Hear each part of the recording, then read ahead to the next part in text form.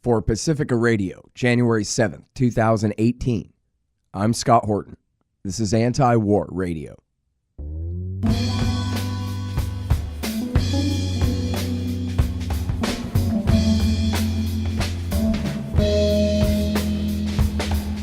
All right, you guys, welcome to the show. It is Anti-War Radio. I'm your host, Scott Horton. I'm the author of the book, Fool's Errand, Time to End the War in Afghanistan, and I'm the opinion editor of antiwar.com. I'm here every Sunday morning from 8:30 to 9 on KPFK 90.7 FM in LA. You can find my full interview archive at scotthorton.org, and you can follow me on Twitter at Scott Horton Show. All right, you guys, introducing Elijah Magnier. He's been a great reporter on the Syria war, writes for Al-Rai Media Group, Al-Rai, chief international veteran war correspondent there, and you can follow him on Twitter at EJMALRAI. Welcome back to the show. How you doing, Elijah? Hi, Scott. Thank you for having me. Very happy to have you on the show here. So there's so much going on in Syria, and I almost don't know where to begin, but I guess I'll start with the Marine Corps, and whichever other American forces are embedded with, allied with, the Kurdish YPG, and then their, I guess, alliance with some Arab militias. They call it the SDF, the Syrian Democratic Forces, of course, there. And the Americans have carved out this position there among the Kurds in northeastern Syria, and they've announced that they're staying and they're building bases, and that's all I know. So please take it from there if you could. Well, actually, I was in the region until 3 days ago in the exact area where the Americans are deployed, but I was on the other side of the Euphrates in the area of al-Mayadin until the Syrian-Iraqi borders. So I've been an eyewitness of the ongoing operation against ISIS or ISIL, whatever you like to call it. And the presence of the American forces is really confined to the northeast of Syria in the province of al-Hasaka on the Syrian-Iraqi borders. And then in another part, quite below, on al-Tanaf, where there is one American base in the middle of an area surrounded by, on the east, the Iraqi forces and the PMU, and on the west, the Syrian army with its allies, and it's completely surrounded and quite isolated. So the Americans are not going to leave the area because they're saying, we want to stay there until we ensure there is a political transition, and that the political negotiation will start with the President Bashar al-Assad and all the other Syrian rebels and the Kurds and the Turks and al-Qaeda and the Russian and the Turkey. So all that is very unclear yet. But what is certain for now is that the Americans are preventing any force from crossing the Euphrates. They're preventing the Syrian army from going to eliminate and attack and finish off ISIS in the northeast.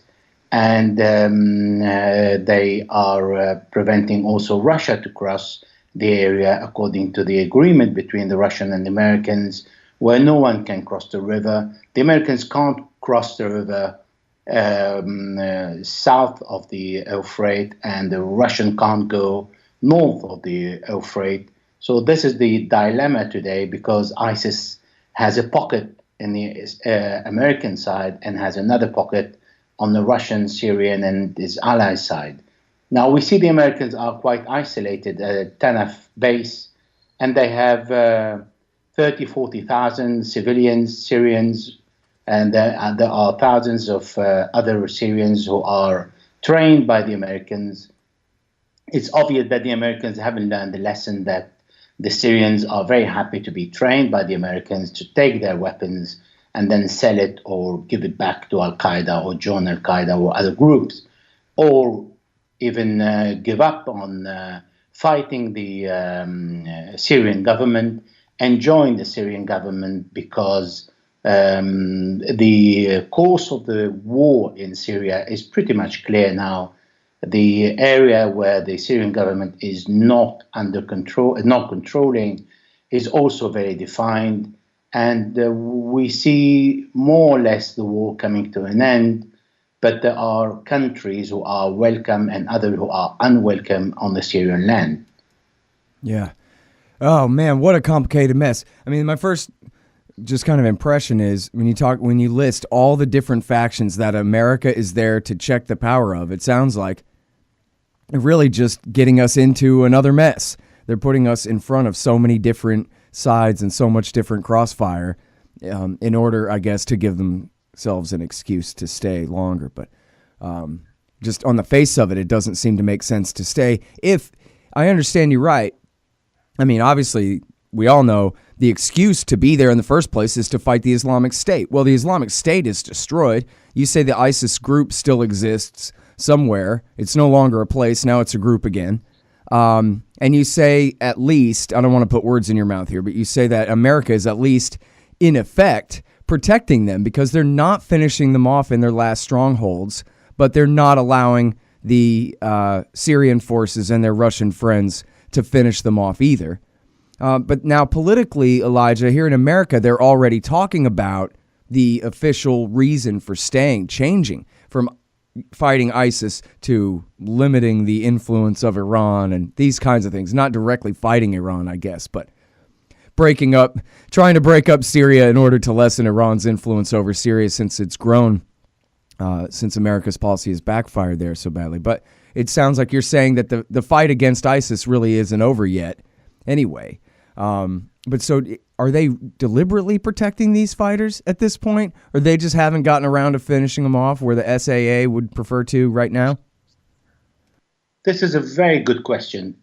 Actually, what's happening is the American forces have stopped bombing ISIS area of control in the northeast of Syria.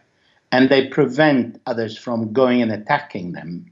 Therefore, it's an undeclared protection of a very nasty terrorist group like the Islamic State, or what is called the Islamic State. It's no longer a state, it's even a very, very tiny small group, but that still can harm people in Syria, in Iraq, and promote its hate speech and killing throughout the world. And they can still harm the whole world. And yet the American forces came to Syria under the title of fighting terrorism, which is quite legitimate according to United Nations Resolution Council. Therefore, if they declare the end of the war on ISIS, they have to pull out. If they keep pockets of ISIS in the area under the control of the Americans, then they have the legitimacy to stay and keep ISIS alive, to give the Americans a reason to stay, which is quite not understandable from any angle, because the Americans can't allow a terrorist group to survive and stay in an area under their control just to give them the reason to stay. Today, the American forces are on a foreign soil against the will of a sovereign government in Damascus, without any interest to the national security of the United States of America, and without any reason they can justify one day if these forces are attacked by Syrian groups or Syrian resistance, and Americans are killed on the Syrian territory without any reason and without any excuse to give to the parents of those who would be killed in Syria. There is no reason to stay and occupy a part of the country, because Bashar al-Assad, even when he was in control of a very tiny area of Syria in 2013, didn't give up on the power. And today, Assad is much stronger, and today Assad controls a large part, the largest part of the country, and he's not going to give up on the area under the control of the American forces and the Turkish forces. Therefore, the Americans are only looking for trouble for the future and only looking to have more casualties, unnecessary and unjustified casualties on a foreign soil. And now, so what's really their purpose there? Because even the so-called Rojava state there of the Syrian Kurds, which, you know, as far as I'm concerned, all other things being equal, I don't care when people declare independence from states anywhere. That's fine. But of course, my interest is the American empire's interest in causing this trouble. And I think throughout the war, the Kurds have stayed at least on a more or less friendly basis with Damascus. They've sort of declared independence, but they sure haven't gone to war against the Syrian state in any sense. They've been, as we've been talking about, fighting against the Islamic State this whole time, and have fought against the Nusra Front in the past as well. Even when the CIA was back in the Nusra Front, the military-backed Kurds were whooping them. This happened a few different times over the last couple of years. But so what's going to what's the point really from the American military's point of view of, you know, even if they can keep these bases and stay in Syrian Kurdistan for now, it's still only kind of up in the north. It doesn't really block that so-called land bridge, a road, a pathway from Iran through Iraq, through southern Syria to Damascus. I mean, where the Americans want to camp out in Syrian Kurdistan just so that they can bomb Iranian trucks driving through someday or something? I mean, that doesn't make any sense, right? Correct. So let me explain something that is everybody is dwelling upon regarding Iran and its influence in Syria. In 1982, when Hezbollah went to Iran asking the help of Imam Khomeini after the Iranian Revolution, there was an agreement between President Hafiz Assad, the father of Bashar, and Imam Khomeini to allow Iranians to fly and to send men and weapons to come to Lebanon, to be based in the area of Zabadani on the Lebanese-Syrian borders on the Syrian side. And this is when the Iranian influence in the area of Syria and Lebanon, the Levant, started. So we don't have really anything new for Iran to be present in Syria. It's not because of the Syrian war in 2011 or 2013 that Iran landed in Syria. Iran has been in Syria also with Hezbollah since 1982.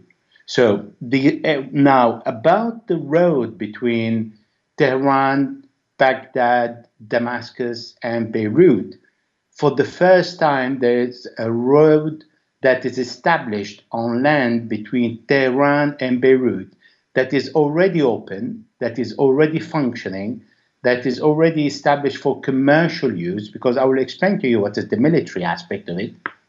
And this road is already there with or without the American presence in the northeast Syria, as you rightly stated. So being present in the Kurdish side in an area that is, well, that would take us to the other side of the topic. So we have Kurds who are pro-Americans. We have Kurds who are pro-Israeli. We have Kurds who are pro-Iranians. We have Kurds who are pro-Syrian. We have Kurds who are pro-Hezbollah. And they all operate in al-Hasaka. So the Americans are walking into a minefield in al-Hasaka, where until today, there is a big base of the Syrian army in al-Hasaka, where there are Iranians and Hezbollah operating in their base, and that I share with you. And they have many friends, Kurds, who are in the area, and there are many Kurds who support the Syrian government, who are already all very available to attack the American forces in due course. At the moment, there is no need to attack the American forces because the Iranians and the Syrian government don't operate like this, so they go by priority. And the priority today is to fight al-Qaeda. And the second priority is to make sure that ISIS is completely defeated and eliminated in the area under the Syrian government control. They can't do much about the area under the American control because they have no access to it and they're not allowed to cross to that area. Mm-hmm. Therefore, the Americans are in a friendly, hostile environment in both terms in the area of the north of Syria, and they can't do anything about the Iranian influence in Syria that date back to 1982. Now, the Kurds in Syria don't want a state. They would like to work for a federation. And the Syrian government was the first to stand against Turkey when they asked from the Russian to include the Kurds of Syria in the peace talk, because the Kurds of Syria are part of Syria and they are part of the Syrian population because they are Syrians. And the Kurds have been helping the inhabitant of the Fu'an Kefraya cities, or Shia cities surrounded by al-Qaeda and their allies. And the Kurds in the north of Syria were helping these Shia, and they were the only people who were helping the Shia to provide food and medicine as much as was permitted and possible, so for these not to starve to death and be eliminated. There are other Kurds who are also living with the Syrian government, under the Syrian government control in Aleppo. And today these respond to the Syrian government control. So if we talk about the geography of what you call the Rojava, Rojava doesn't exist anymore because Turkey walked in and divided what is called Rojava into and prevented the Kurds from having access to the sea from the Iraqi borders to the Mediterranean. That has been done. Nothing can be done about it. Turkey will never allow a Kurdish state on its border. Therefore, the Americans have no choice with the Kurds but to use them as much as possible, only to put pressure on the President Bashar al-Assad that is not going to respond to this pressure, that is not going to accept it, that is not going to be affected by this pressure, because Assad has been under greater pressure when al-Qaeda was in the heart of Damascus, in al-Abbasiyin Square, and he was not flexible and he was not ready to stand down or to give up the command of the country. So he's not going to give up on the northeast of Syria to the Americans, and he's not going to respond to the Americans' demand. So I think the Americans are just not ready to accept that their influence in Syria is over and they can't do much about it, and they have lost the war that they have supported, where everything that was against any logic was carried out by the Americans and the Europeans and some Gulf states, where the support of terrorist groups like ISIS and al-Qaeda was permitted. Yeah, well, that's sure true. Can't go back over that whole history now, but I want to ask you about what's left of the al-Nusra front. Now, first of all, is it really true? I have to keep asking this. I want to really know for sure. Is it really true that Donald Trump called off the CIA support for the mythical moderates and the Free Syrian Army and the front groups for the al-Nusra and Ahrar al-Sham? Well, actually, the CIA support to al-Nusra is ending now because there is no point in supporting a group that is not going to make any difference, really. Today, al-Qaeda main control of the city of Idlib is also under the control of Turkey. So it's up to Turkey to regulate the presence of al-Qaeda that is still omnipresent in Syria, and it is also present in other pockets around Damascus, in Harasta. They are present in the south of Damascus, in Al Yarmouk camp, and they are present in the south of Syria on the Israeli borders, where also Israel supported al-Qaeda. So Donald Trump is not the only one who supported al-Qaeda, and he who declared it. Israel also said we are supporting al-Qaeda and we're supporting jihadists, and we rather have the jihadists on our borders than to have Iran or Hezbollah on our borders. So if Donald Trump has halted the support of al-Qaeda, I think this would be one of the rare intelligence steps he made, because supporting al-Qaeda is supporting a lost horse.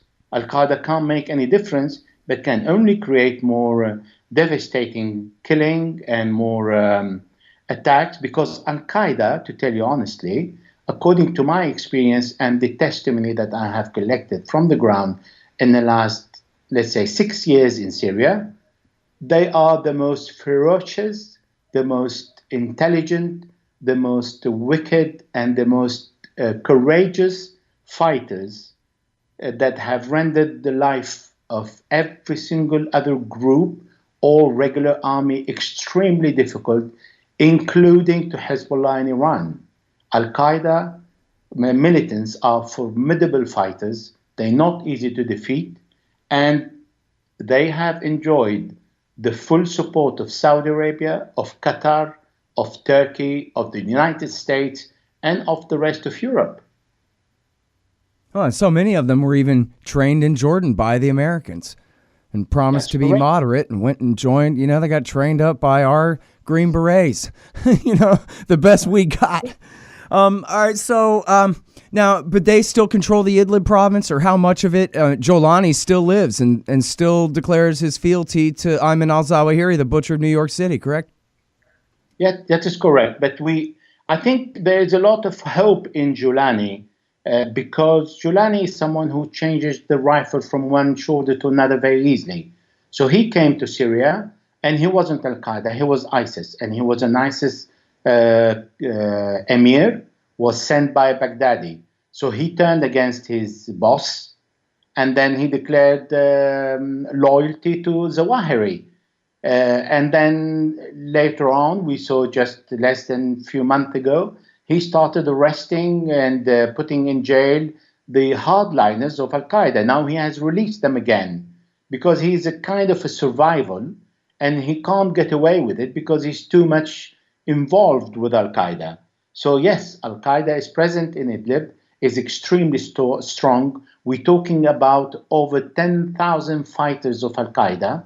We are talking about most al-Qaeda core group that came from all over the Islamic world and joined Syria and joined Jolani, and they are present in Syria, and they are fighting under al-Qaeda command and under Jolani command, and they are ready to swallow what Jolani is doing to them, as long as they can keep their presence and wait for better days.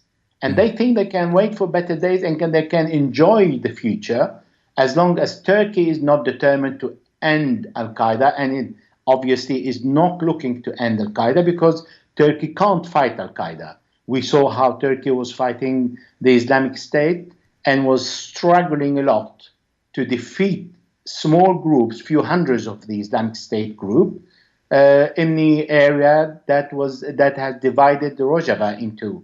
So if you imagine the Turkish army is going to defeat al-Qaeda in Idlib, I think that is quite impossible to defeat al-Qaeda in Idlib in 1 or 2 or 3 years of war. And I don't think Turkey wants to be involved in a direct war with al-Qaeda. Wait, but you're saying that the Syrian Arab army also has no hope of rousting them out of Idlib? Oh, I just want to tell you something. According to my experience in Syria and the witness of many battles that I've seen in the first hand, the Russian air bombing can never win a battle. The battle has been won by the Russian Air Force, by the Syrian army on the ground, by Iran and its allies, all together. Nobody, al-Qaeda now you're taking a big part of my forthcoming book on Syria and on Hezbollah. But I can tell you something. Al-Qaeda learned to adapt to the Russian bombardments. and to the Russian Air Force bombing. And they have created cities under the ground where I have visited many, and where the militants go under the ground waiting, because they have learned exactly the lesson of how a classical army would move when they want to occupy or liberate a city. So what the traditional move is, starting with air bombing, starting with artillery, and then the ground force would move in. Well, al-Qaeda have learned that. They're extremely intelligent, and this is why I said they are a formidable, non-regular army. And what they do is they just keep a few people visible in a few main points, and then the rest of their militants hide under the ground until the end of the bombardment. And when the ground troops move in, they come out. Yeah, man, I'm so sorry that I cannot continue this conversation. I have got to go, but I really appreciate you coming back on the show, Elijah, to talk about this stuff, and I hope we can do this again soon. Okay, no problem. Thank you very much. All right, you guys, that is Elijah Magnier. He writes at ALRAI Media Group, ALRAI Media Group.com, and you can follow him on Twitter as well. It's at EJMALRAI. Thank you again, sir. Really appreciate it. Thank you. All right, you guys, and that's it for Anti-War Radio for this morning. I'm your host, Scott Horton. I'm the author of the book Fool's Errand, Time to End the War in Afghanistan, and I'm the opinion editor of antiwar.com. You can find my full interview archive, more than 4,500 interviews now going back to 2003 at scotthorton.org, and you can follow me on Twitter at Scott Horton Show. See you next week.